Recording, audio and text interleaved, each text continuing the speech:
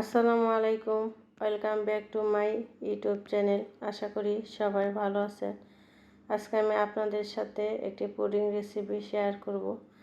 আজকে আমার রেসিপির নাম পাউরুটি ও ডিম দিয়ে চুলায় তৈরি ক্যারামেল পুডিং। যাদের পুডিংটা ঠিক মতো হয় না বা ফেটে যায়, তারা আমার মতো ব্রেড পুডিংটা তৈরি করতে পারেন। এই পুডিংটা অনেক সফট ও স্মুথ হবে।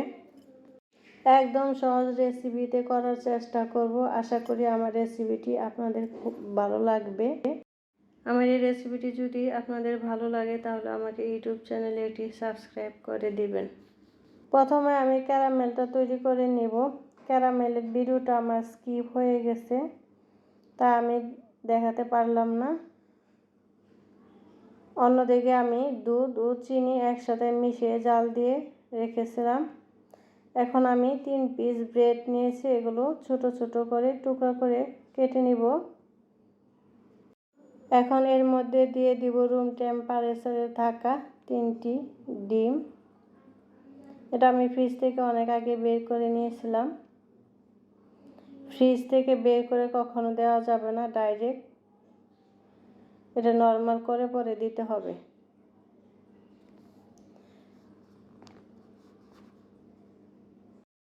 সাথে দিয়ে দিব আগে থেকে জাল করে নেওয়া চিনি ও দুধ একসাথে জাল করে নিয়েছিলাম।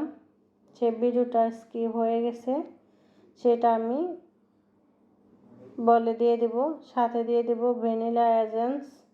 এখন এগুলোকে আমি আলাদা ব্লেন্ডারে ব্লেন্ড করে নিব। আমি এখন এই দুধের মিশ্রণটিকে ছেঁকে নিব। আপনারাও এভাবে দুধ ও পাউরুটি মিশ্রণটা ছেঁকে নেবেন, কেননা দুধের স্বর ও ডিমের লাঞ্চগুলো এই ছাঁকনিটি থেকে যাবে। এটা আমার ছেঁকে নেওয়া হয়ে গেছে। এখন আমি মোল্ডে ঢেলে নিব। এই যে আমার ক্যারামেলের মোল্ড আমি সেট করে নিয়েছিলাম, সেই মোল্ডে এখন এই মিশ্রণটি ঢেলে দিব। এখন পাত্রটি মুখ ঢেকে দিব। আমি এটা চুলায় তৈরি করব। এর জন্য আমি চুলায় একটি স্ট্যান্ড রেখে মোল্ডের বাটিটি রেখে পানি দিয়ে নিয়েছি। এখন ঢাকনা দিয়ে ঢেকে 20 থেকে 25 মিনিট জাল করে নিব। আর এই পুডিং বক্সের অর্ধেকটা পানি দিয়ে দিতে হবে, এর বেশি পানি দেওয়া যাবে না, তাহলে পানি উপরে উঠে আসবে। এখন আমার পুডিংটা হয়ে গেছে কিনা আমি একটি কাঠির মাধ্যমে চেক করে দেখব। আমার কাঠিটি পরিষ্কার হয়ে চলে আসছে, তার মানে আমার পুডিংটা হয়ে গেছে। এখন আমি এটা নামিয়ে রাখবো।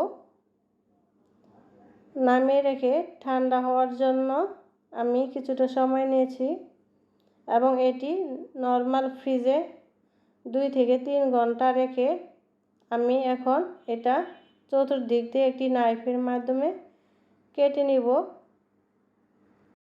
পুডিংটা ঠান্ডা করে নর্মাল ফ্রিজে 2 থেকে 3 ঘন্টা রেখে তারপরে পুডিংটা মোল্ড করলে পুডিংটা আর ভাঙবে না। এখন আমি এটা একটি বাটিতে ঢেলে নেব।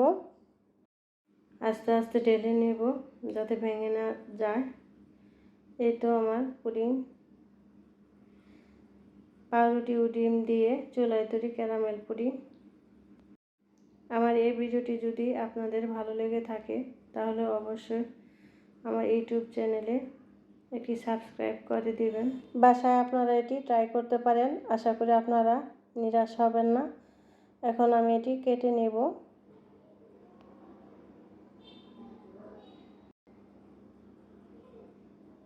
আমি আস্তে আস্তে কেটে নিচ্ছি, দেখেন কত সুন্দর হয়েছে।